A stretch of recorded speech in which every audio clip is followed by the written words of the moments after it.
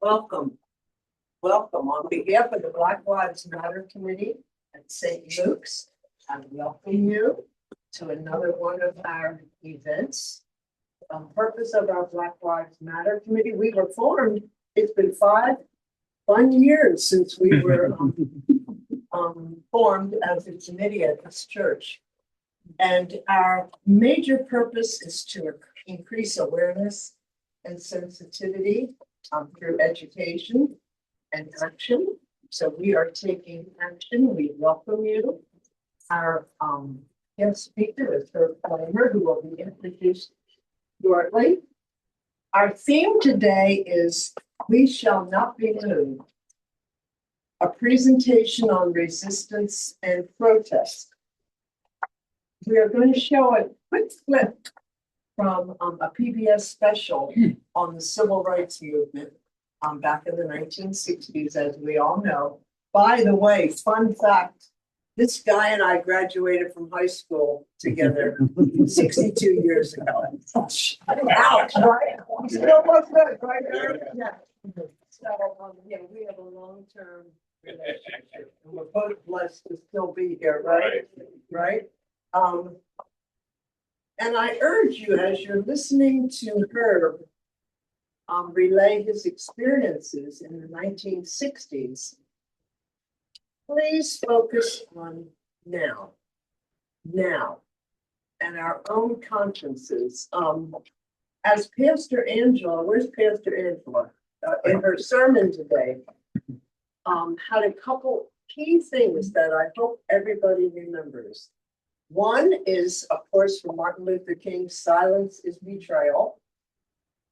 I use that with my grandkids all the time. If you see a wrong, or you think there's a wrong, don't just be quiet. It takes courage to speak up. Pastor Angela also said, we must speak the truth. Easier said than done, especially when you have long-term friends or families who might think otherwise. It's very hard to speak up, and it's so much easier to just shut up and go home, right? And to conclude with, we have work to do. So we ask you today, as you listen to what we have to present, that you take a moment to examine. Angela, I just gave you some props, girl. You weren't even here. You got the sense in your But anyway, we will begin our program. We are going to look at a short, as I said, video clip from a PBS special on civil rights movement. Just going to listen to the first 3 minutes. Then Herb will be introduced by Felicia. We'll have some questions and answers. We have a music. Liz worked very hard on the music selection today, entitled We Shall Not Be Moved. And we'll talk about that a little. We have a couple raffle prizes at the end. Help yourself to the refreshments. Thank you for participating. Now let's see how good you are. Where's Mike? Oh, good. You don't have to get up yet. All right, I'll be if I start screaming.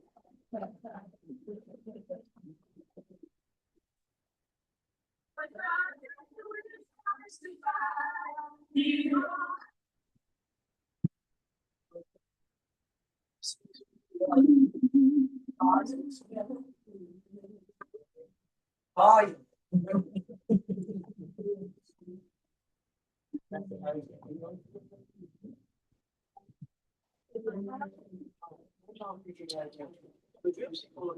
Asked me to introduce Eyes on the Prize. Our video about one of the most revolutionary changes for Americans since the civil rights. Eyes on the Prize lets you witness the amazing events that have lasting influence on all Americans and also the face of the United States of America. You see this turning point in our history through actual film footage, first-hand reports. You see Malcolm X and Dr. Martin Luther King Jr. in action. Now, they were two of the most well-known advocates of civil rights during this time, but there were others, young and old, black and white. In fact, many in the movement were teenagers. They participated in marches, civil demonstrations, and demanded their rights along with millions of others, and they put themselves in great danger. Some even gave their lives so that we could live tomorrow with more hope for the future. Now, as we're watching the video, let's put ourselves in their shoes and ask what would have been our course of action. I mean, what would we have done if a group of people tried to prevent us from going to the school of our choice? They had clear goals and a plan, and they accomplished great things. Now, even though most of us weren't even born in the 50s and 60s, the events of those turbulent years should be an important part of our knowledge so we can better understand the world around us. Watching Eyes on the Prize might make you angry. It might make you proud, but it will most definitely make you think. So join with me and Pepsi Cola in celebrating Black History Month with this special presentation of Eyes on the Prize. So we ask you to think as you're listening, and I know that I want. and I encourage you, if you have PBS special, you can look at it at home. It's really a great documentary. Okay, now I introduce Black Lives Matter committee member Felicia Alexander.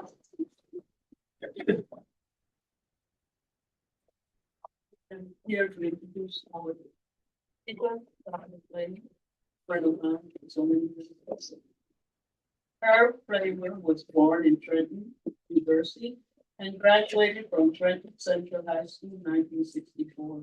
He enrolled in North Carolina A&T State University in 1965, where in 1969 he completed a bachelor degree in political science and started teaching at the Yorkville Reformatory.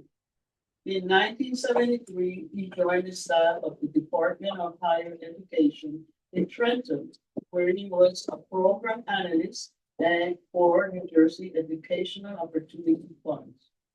In the 1972 and 73, he enrolled in the Graduate School of Education at Rutgers University, where he has completed his master's degree in education in 10 months, and shortly thereafter, he enrolled in the doctoral program and earned his doctoral degree in 1978. His field of study was higher education.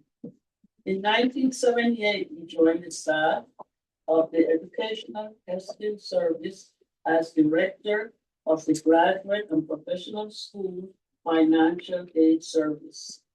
Eventually, he became an executive director for higher education assessment program, which included the major field tests, the academic profile, the college level examination program, and tests in critical thinking.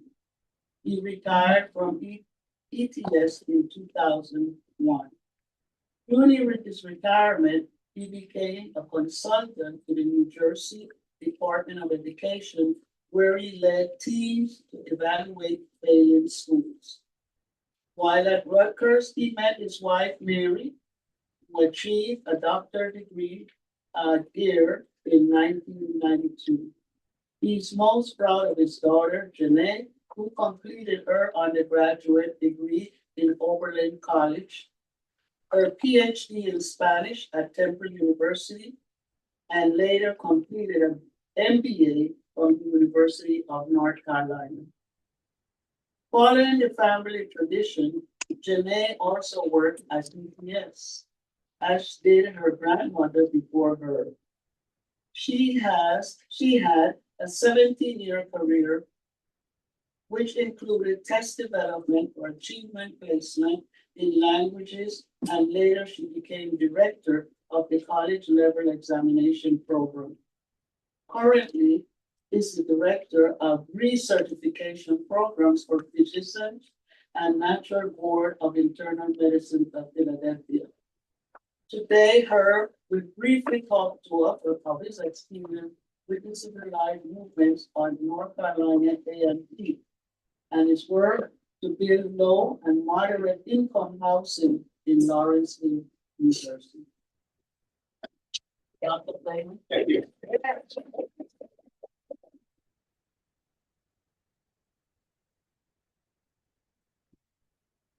Thank you very much. That didn't sound like me. That didn't have it. But, happy to be with you today.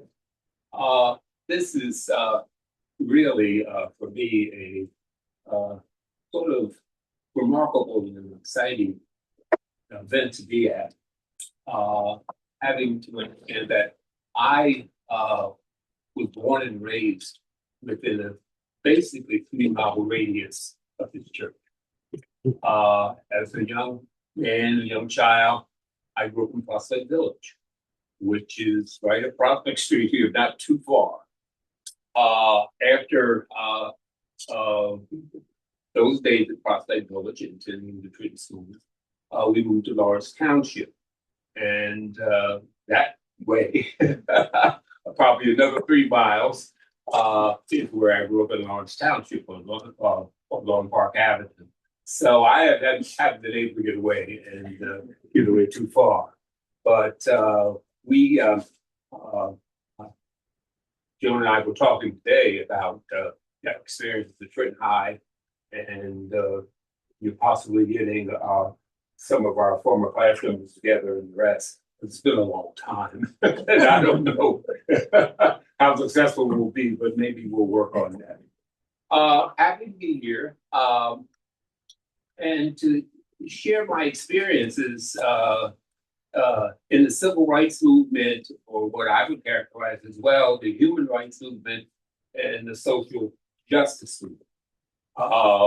Touching on a bit of each of these, they had, in some respects, different purposes and different focus, but they all were aimed toward helping the disadvantaged, helping the poor, dealing with racism, and it was a mishmash of things in the 1960s because we were asked to deal with a number of issues as students starting on the campus. I must say, when I arrived at North Carolina A&T back in 1965, I came on the campus that was historically noted for student activism. I didn't know we were going to have all of this today. I could have brought the video, but one of the things that historically A&T is known for is the Greensboro Four. Some of you may recall that 4 freshman students from North Carolina A&T on February 1st, 1960, marched down from the dorm and went into the Woolworths store in Greensboro, purchased some small little items, toothpaste and one thing or another, and then went to the lunch counter. And the lunch counter did not serve African Americans. Things were segregated in the South, and you could get a takeout hamburger or something else, but they did not serve African Americans. The 4 young men decided to sit there and wait and wait and wait, but did not get served. And eventually the police were called and they were escorted out. It hit the news that night after that sit-in, and the next day, literally hundreds of students were there waiting to get served. So it created an atmosphere of real tension in Greensboro then, because things had been relatively quiet in terms of race relations in the town. But every day, more students came back and more students came back, and then white students from the University of North Carolina in Greensboro got involved with it as well. And that changed a lot, quite frankly. The town recognized it had to deal with this situation in terms of public accommodations and whatnot, and worked very hard to desegregate the lunch counters. The young men, David Richmond, I think it's John McCain, Ezel Blair, and oh,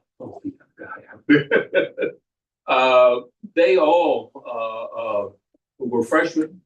And how this happened was really remarkable. They were sitting in the dorm one day, and they were just talking. And I believe David Richmond said, I can't take this anymore. I just can't take it. And so his friends would say, well, what you can't take it? Well, I can't go get a hamburger at the Woolworths. I can't do this and that. And I grew up in this town, and I'm sick of it. So they said, well, let's march uptown and do something about it. And believe it or not, that's how the sit-in movement, the student sit-in movement started. They just sitting in the dorm at first. But it was a really remarkable time. I got to know one of the four, David Richmond, very well. And we were friends during the time I was in college in Greensboro. Sad to say David has since passed away. But A&T started me on the way. I originally going there, I was a political science major. And for some reason, the 12 or 15 students who were political science majors at the time thought that they had to, in some way, be activists and to get involved in politics and civil rights and a whole host of things. So we got together and formed a little group called the United Black Front. And there were only 8 or 9 of us at the time. And things in the South during that time, even at A&T Greensboro, were relatively conservative. I mean, we had a number of students on our campus who were, quite conservative. We had a very large ROTC detachment on campus. And so there were a number of students who were very much involved in ROTC. And of course, at graduation, we wanted to become a second lieutenant and all of that. During that time, ROTC was mandatory for all male students. So for 2 years, you had to be enrolled in ROTC. It was credit granting and all the rest, but you had uniforms. I hated getting up early in the morning in the wintertime and going to raise the flag, but I had to do it to get those 3 credits. But on Thursdays, we march around the campus and salute one another in one thing or another. It was mandatory. We had no choice. You had to be in it for 2 years. So we had a Air Force detachment there as well as an Army detachment.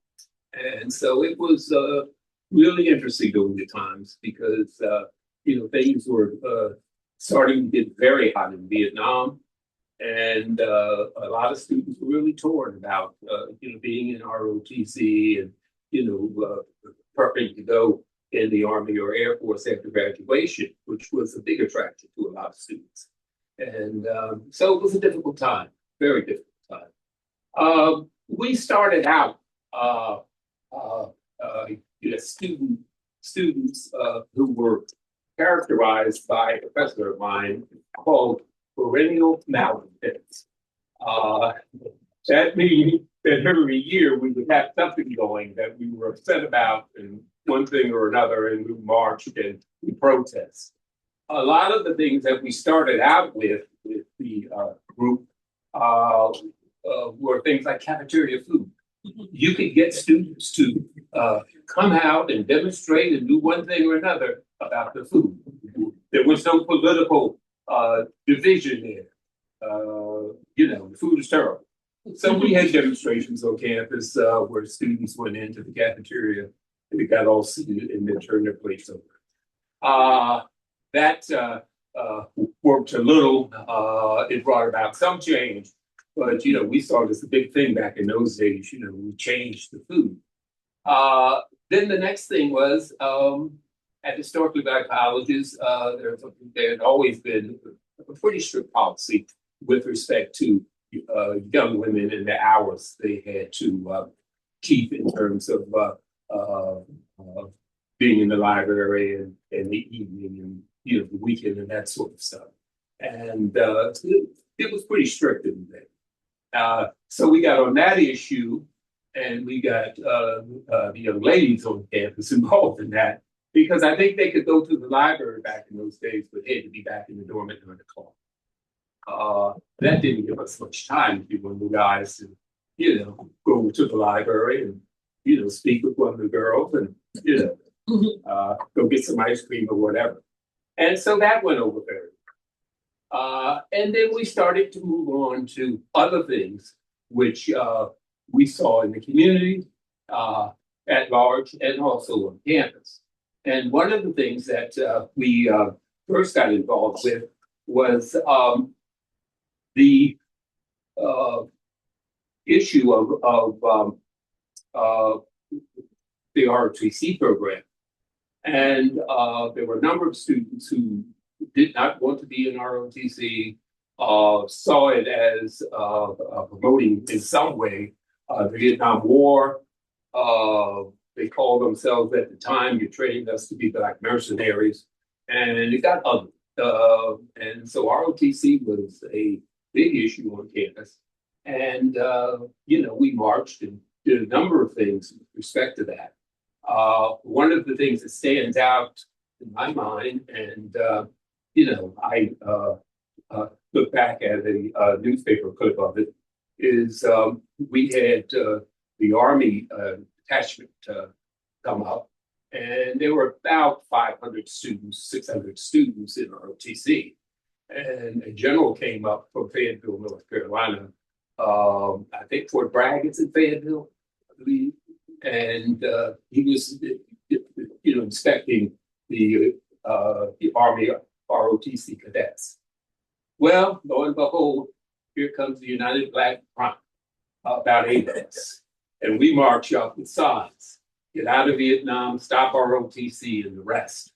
And I had a number of friends who were standing at attention, and they saw me and said, "Oh no, my goodness." Well, one of the officers who taught in our ROTC detachment and had been to Vietnam maybe 3 times, was really gung-ho about the war, could not stand it. And he walked up to me and said, "How can you do this? How can you do this? This is embarrassing to us. And, I've been Vietnam 3 times, and, don't you love your country?" and blah, blah, blah. And the more he talked, the angrier he got. And I'm standing there like, this is not personal and one thing or another, trying to reason with him. And finally he said, "Do you want to fight me?" I said, "No, please." I won't talk to you, but I'll fight you. Finally, one of the other officers came and got him. The newspaper story the next day said, "Officer loses his cool," and gave me a few accolades for not losing mine. But that was a very tense moment and one I'll never forget. So we worked through those things, and the 60s were an exciting time, but they were a time when there was so much going on that every day we would be discussing what we were to do next and the rest. But the turbulent times of the assassination of Martin Luther King, that caused a big stir on our campus, and our campus had to be closed down. Then the next year that I graduated, we had another incident on campus where the campus had to be closed down as well. So we didn't know if we would graduate. The class of '69 was a class at a big pushing mark in terms of graduation. Even today, there is a sentiment on campus of being involved and being active in voting rights and human rights and the rest. What the North Carolina General Assembly has done is to try to gerrymander the voting districts in North Carolina. And at one time, they had a voting line going through the middle of the campus of North Carolina A&T, because that has potential of producing 15,000 votes. A&T today is the largest HBCU in the country. That's about 50,000 students. The students a month ago, started a bus um, um, uh, service to take students over to the new district, which is about 2 miles away from campus. There was a voting um, machine and all of that on campus, the students could go to, but they moved it about 2 miles away. So they had a big rally, and they were asking for contributions from alumni and whatnot for the buses, and certainly I was later to give money for that activity. Very important, and things you think they've changed, but they haven't changed. When I got out of there, I began to work in the prisons. My father had been a teacher at one of the prisons in New Jersey that had done experimental things called the Highfield Treatment Center, and he was there for a number of years. And so I got to work in the prison in Yardville, and little did I know that the world of prisons is entirely different than which we can. I learned a lot. One of the things I learned when I first got there, because I was the only African American teacher to be there, is that the inmates came up to me and said, "Well, we want to a Black History course. Can you get it for us and whatnot?" I said, "I don't know. I'll try." But I said, things are a little complicated. So, I worked on it, and I convinced the principal that there wouldn't be any trouble. And, I got a textbook probably at the 8th grade level or something like that. I forget the name of it right now. And so the students came in one day, I gave them textbooks, everybody was happy and whatnot. And they walked out with the textbooks under their arm and rest. And I told them to read the first chapter and to come back and be prepared to discuss it the next day. They came back, and I started asking questions from the chapter, and I didn't get any responses. And then something, light bulb went off in my head. I said, "These boys can't read." Oh man, I felt embarrassed. I felt personally embarrassed, but I should have known, but I didn't. And it just showed how distant and how far away my life had been from people who were really in tough shape in terms of opportunity and basic literacy. So I had to explain the book, each chapter, and we worked through it. But those are the kinds of things that wake you up in terms of what is going on out there. And, being where I was living and everything else, I was so far away from it. But that experience, the couple of years of doing that, was a good experience. And I decided not to make that my career because it's tough being in jail all day. You feel like you're locked up and you have done something wrong. But, it was a good experience. The next thing that I moved on to in terms of my civil rights and human rights kind of thing was a group called Lawrence Nonprofit Housing. And what happened in the early 70s, I got contacted by a gentleman by the name of Fred Vereen. I don't know if some of you know Fred. Very big in Lawrencetown. And Fred said, "Heard me trying to build some houses here in the West, and they're giving us a hard time, and can you help out?" I said, "Fred, I'll see what I can do, and get involved with you." And by the time I had the big afro, and I'd walk around in the dashiki and one thing or another, and the Lawrence Ledger, I believe, the newspaper in Lawrence, they did a front page story on me and whatnot, and that was earnest. But what had happened is this group of citizens from Lawrence had proposed 200 units of low and moderate income housing. Well, in the late 60s, early 70s, no, it ain't going to happen here in Lawrence. Those people are going to come in droves and drive our community down, meaning those people who live right down the street.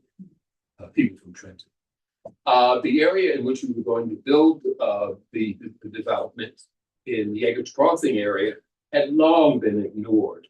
And it was hard enough back in the day to even get the streets paved in that area. It was the septic systems, well, other parts of the township had sewer systems and sewer. So, it was needed. And boy, we had a fight on our hands. I didn't understand how difficult it was going to be. But we fought hard. The township put up every kind of barrier they can imagine. The bureaucracy, the planning board, the zoning board, and boards on and on and on, we had to go through and get approvals from. And some of those boards had people who were dead set against them. No, we're not going to have those people coming in our community. Finally, after a number of compromises and fighting and everything else, we got approved. But we didn't get approved for 200 units, we got approved for 100 units. And if you are in the Eggers Crossing area at some time, go down Johnson Avenue. At the end of Johnson Avenue, it's Eggers Crossing Village. Very nice community. And for a number of years, Fred Lorraine actually was the manager of it. So with that, I'll sort of cut off my remarks because I don't want to get the book and be dragged off here for going on too long. But it's been an interesting and a fun time for me to be involved in various activities. And I just think that the work you all are doing and the issues that you are interested in the rest, we have to continue on because we're in a world of mess right now. I tell you, I just remember back when I would get up in the morning and when Obama was president, I just didn't worry. I didn't listen to the news. Every morning now, I get up, I turn the TV on to find out what the latest atrocity is that has been cooked up by our president and his meetings. But we have to continue on. I think that it's going to get worse before it gets better.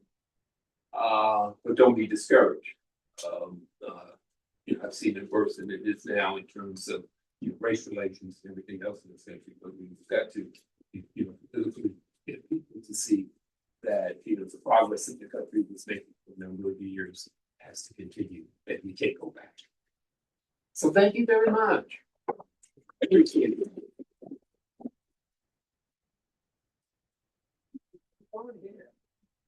Questions, comments, responses? What are you thinking, especially those of us who were there at that? The oldest one in the room, I'm looking around. Jacob, you and me, man. We're the old, anyway. Good question. I was in higher education. Oh, sure.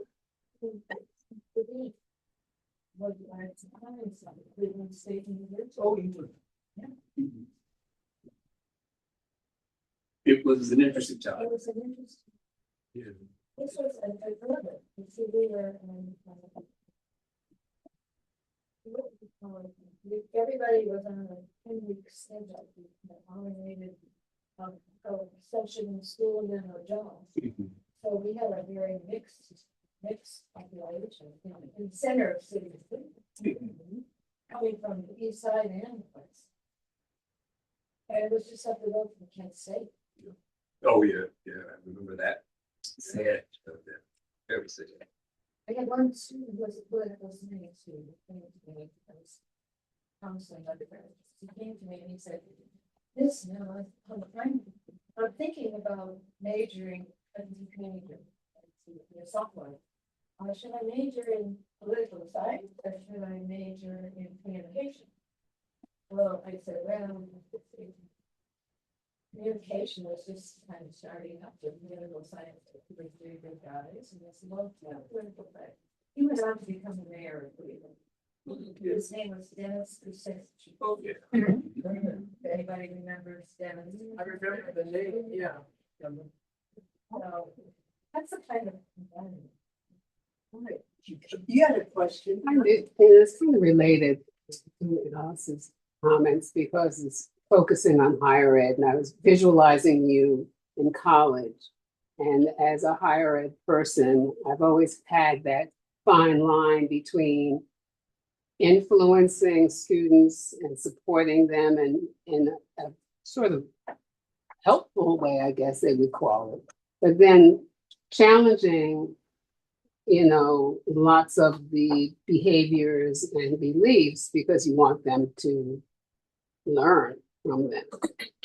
And I'm wondering what kind of feedback or support did you get from at that time, probably more of a parental style of helping students in college as opposed to today's models. But who were the people that were influential in supporting the students in their desire to express themselves, I guess, with the movement? There were a number of faculty members, quite frankly, were very influential during the time I was in school.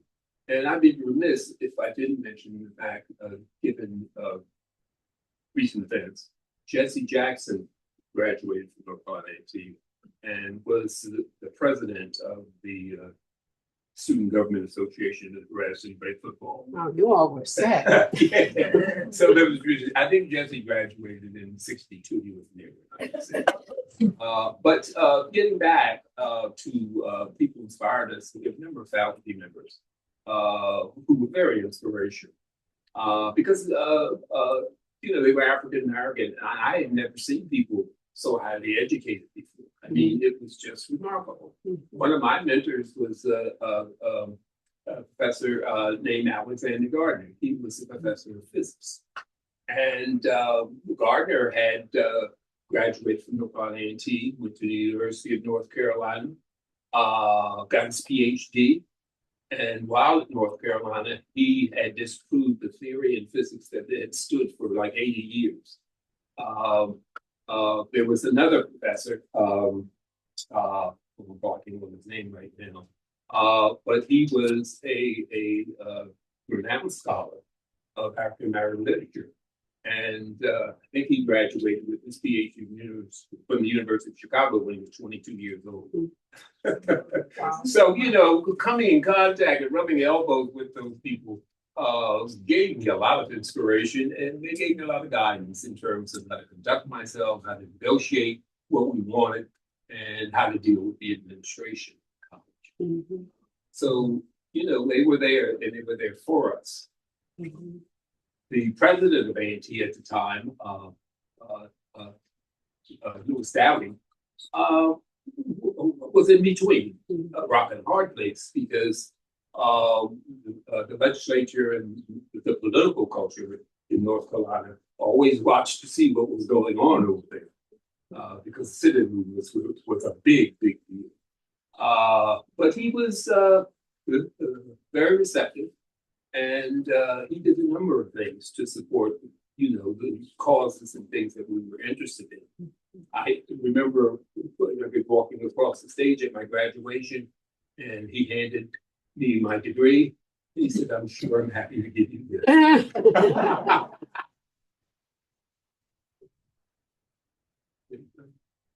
Yeah, thank you for this. I want to build on what Pat talked about. Pat and I conspired to do a lot of things to get students active. And this is really for everyone in this room, right? Because I think what you've done, Herb, is you've answered a question that I have for my students all the time. You don't know me, I'm actually the dean of the largest school in the College of New Jersey. And I get students all the time who want to be agents of change. They want to make a mark. And their idea of making a mark is based upon the narrative of your life, right? The things that they've heard about the life you live. And in their mind, it's always a spectacular thing, right? They've got this moment of glory and it's almost celebrity, right? And for them, right, it's all about protest and resistance. My question to them, this is a long lead up, is what's on the other side of protest? Mm-hmm. What happens after you get past the marching and, the yelling and the confronting? What do you do next? Right? And you answer that question, particularly where you ended talking about the work you did in arms. Right? They see protest as tearing things down. And what they're missing, this is the reason why I want all of you to continue to tell your story, is that protest is a process of building up. Right? It's making things, it's improving the world around you, right? And that works, of course, in spirit we all know, right? The spirit of generosity, of love, right? So you answer an important question that Pat and I would confront all the time. Students want to be active, they want to do things. They think tearing things down is the way you do it. And I think they need to hear more and more your stories so they know that no, you improve things, you make it better. So I thank you for that. And I would say also not to get kicked out of school in the process, because, I say that in jest, but our students don't realize what they're risking when they do dip their toe into an environment like protesting or, challenging authority and whatever, that there are consequences that sometimes you can't fix. Yeah, I mean, students have to realize that there's a beginning and there's an ending. And what is at the end is hopefully the kinds of things that you feel strongly about and you've made a change somehow. And it takes work. It takes a lot of work to think through where you want to go. I look at the current situation with the war in Iran, and I don't know where our government wants to go with respect to that. And that's a terrible situation for us to be in, because it's gotten very ugly. And I think all of us are going to pay the price in some way. I'd like make a follow-up comment to piggyback off what Chris was saying. I like that question, Chris. What's on the other side of protest? And if we boil it down to an individual level, each of us, I'm sure all of us have discontent about something that's going on politically, especially in my passionate field of social justice and race relations. But to say it's wrong, to know it's wrong is one thing, but I think each of us have to explore our own consciences and say, as Chris asked, what's on the other side of protest? And for me, I'll give you a couple simple examples. At this season of my life, I have ventured into an area of speaking up with long-term friends and family members that I always took a step back from. Silence is betrayal, remember? And I have a active personality, vocal. So for the last few years, on a personal level, that has been my mission, and that has been the other side for me of protest. Something as simple this week, somebody was, Trenton High, our class, people, white students primarily, will say, oh, those great days of Trenton High School. Everything was so perfect then. I don't know what happened in the 1970s. And my response is, are you aware of the systemic racism that was apparent at Trenton High School? Audrey, you know too, back in the 60s with the tracking of students. But anyway, raising those issues to people I have been buddies with and for 50 years, uncomfortable. I'm sure I've lost some friends in the process. But again, the point is for each of us to personally look at what's on the other side of protest. We're unhappy about things. What do we do? It is a different protest environment. It's not like back at Herb's College when people got together to complain about the food. Because as you said, there were no political divisions, everybody, but now look at the issues now. And the protest, you know, and the disagreement from other people. So that's my thought, and I will stop talking. Any other thoughts, questions? Yes. I would like to add, how do we build individuals to become more like yourself? Leaders like Jesse Jackson, Dr. Martin Luther King Jr., even Malcolm X. Yeah, you know, I think they're out there, but we've got to, identify them, when they're in the formative years. We have to develop them. I expected to college in New Jersey, there's some young men and young women who have great potential. And, like you said, they need to understand that, on the other side of the rainbow is where you want to go, and this is how you get there. Our system. So I think there are plenty of them out there. I think that the times we're living in will probably bring them to fore, because there's so many serious issues now that old people like me can't deal with. Hey, speak for yourself. Yeah, I got older, blacker than the side, whatnot, I can give money, but I don't have the wherewithal anymore to do the kinds of things that we did back in the day. I was remembering one activity that we got involved with in Greensboro. I don't know if you ever heard of Cone Mills. It was a large textile company. And they had a factory in Greensboro. The owner of it was named Caesar Cone, C-O-N-E.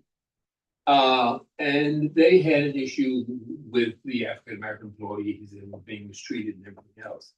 So my little group, we were asked to come in to carry some placards out in front of the gate. As soon as we got to the gate, here comes the Klan. And I had never really seen them, I had saw the pointed hats and all that. Well, these guys didn't have that. They came in little brown uniforms. And we at the time, they didn't scare us. We kept walking and demonstrating in the rest, but they were standing there, watching us. But you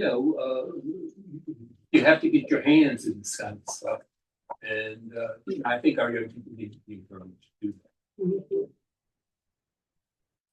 May I give a shout out I never thought I'd be giving a shout out to the Episcopal Church.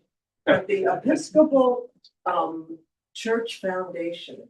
I guess I'm on the mailing list because I'm on the vestry. I don't know. But some of this stuff is so provocative. I pulled this off. This is Christ Beyond the Pale. This is from the Episcopal Church Foundation.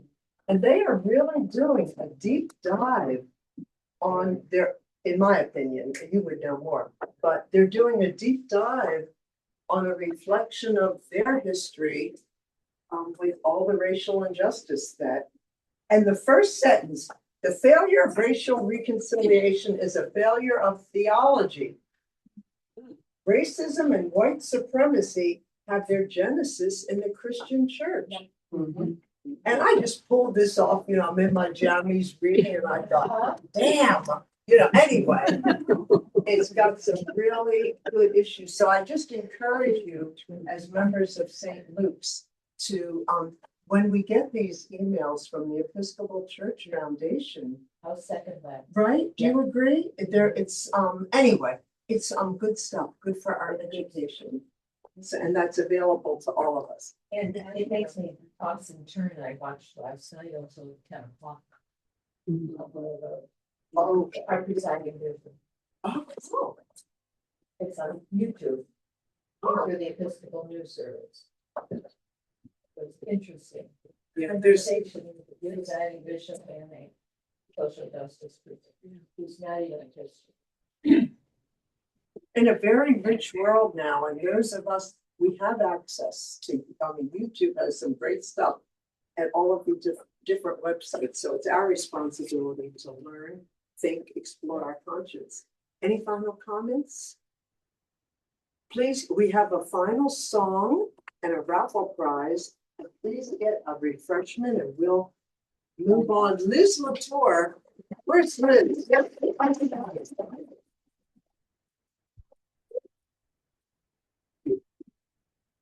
Done all right the last 62 years. Okay. Yeah? Okay. Did everybody get their lyrics to We Shall Not Be Moved? This was chosen by one of the members of our committee, Carol Townsend. You have it? Okay. And for those who might be interested, the history of this hymn, I made some copies of anybody's interested in reading a 6-page article on the history of the hymn. But let me summarize in 3 points. Number one, the specific origin of this song is probably never going to be known. Although we know for a fact that the origin is from enslaved people. Okay. It was orally conceived. And it was a call response structure. So anyway, it wasn't written originally.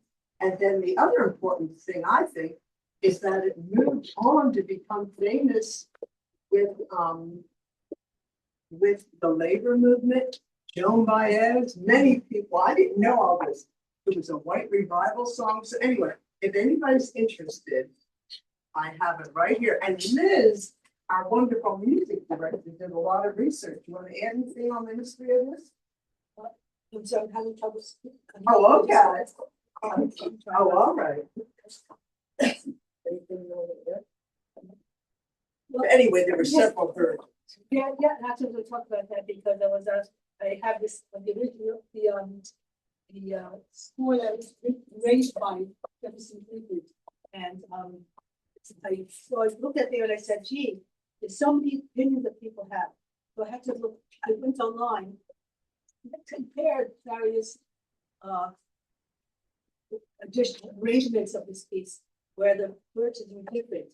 So I tried to put something that was important to all of us, that would represent all of us. And I think at this time, certainly we want to fight, not just because the first year that said we're fighting for our future. At the same time, I felt that we're fighting for our children's future. That was important to me, and whatever other opinions, a few other opinions raised by members of Black Lives Matter group, but I don't know who said who mentioned what, so I apologize. I can't remember either. Okay, so we'll all sing together. Yes, please. Without me, What's that? Oh, yeah.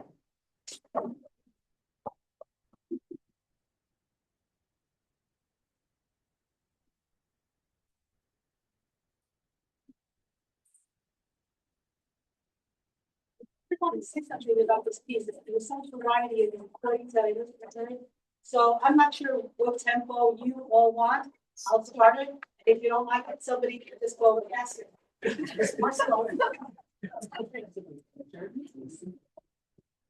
I'm not a singer. Who's a good singer? I try. Yeah. Bernard, you are. You can help. You can lead us. No, that's right, Kevin.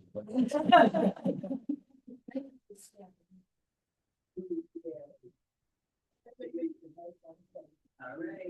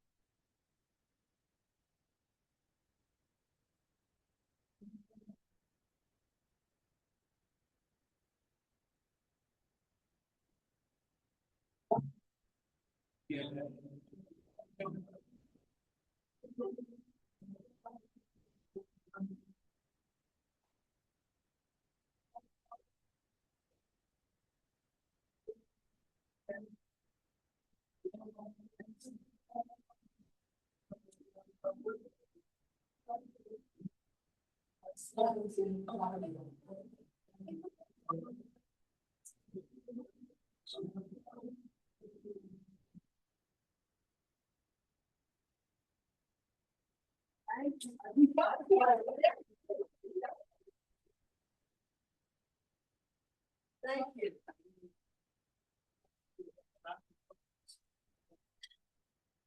We're just gonna pick out a couple of raffle winners and then we're gonna ask, Reverend Art to. Oh, me? Put ticketing, so I'm in. It's right here. This has my name on it. Oh, Paul says I can't win. Okay. All right, here. Read the number. I can't even read the numbers. I know.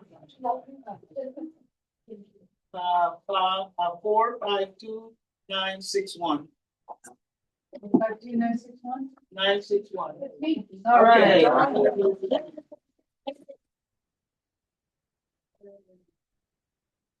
This is a box. Oh, this is a beer.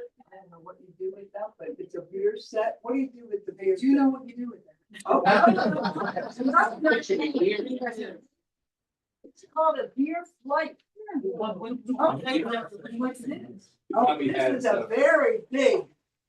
Oh, God, bottle of wine. Oh.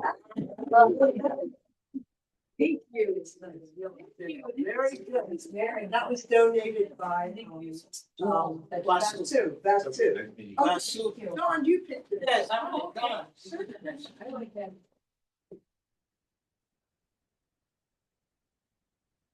All right.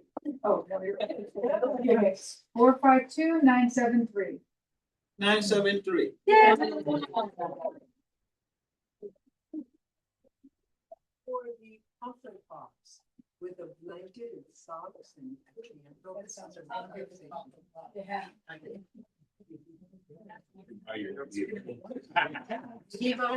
My friend from Friendship Baptist Church. Oh, nice. Eloise, I have all the way over today. You know, Friendship Baptist, right by the old bus terminal. Old West. Street, yeah.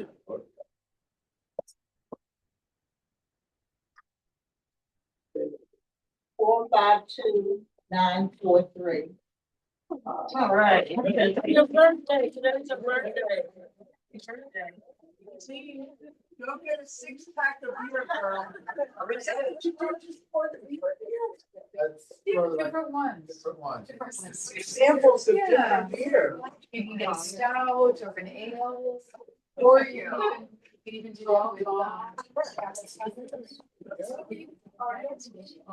right, we will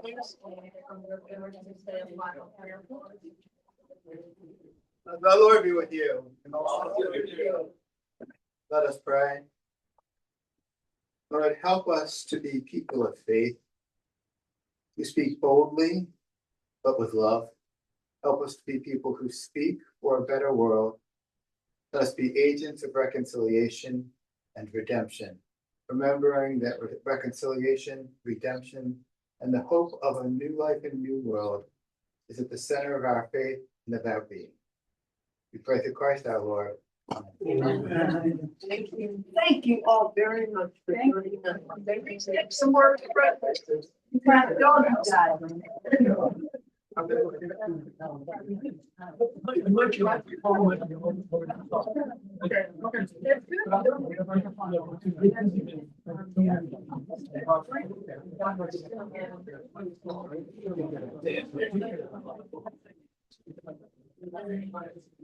Yeah, it's okay.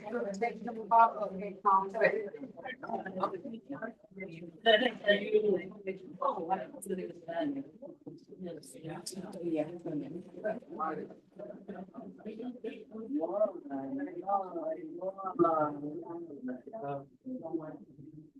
So,